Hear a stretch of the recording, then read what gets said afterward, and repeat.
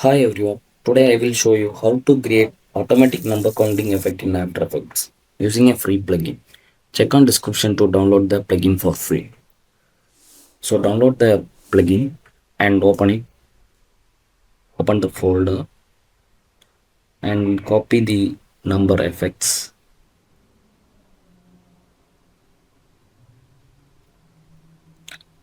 Open this PC, Windows C and program files, and here Adobe After Effects support files, and here plugins. So place it here, paste it here.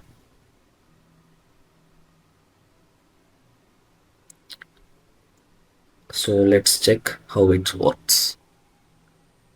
Open After Effects, create record composition, type numbers. Let's check. Search for the plugin in Effects and Preset panel. Numbers. Apply the plugin. So the starting value is 0, ending value is 100. Let's see how it works. So it's working good, guys. Yeah, thanks for watching, guys.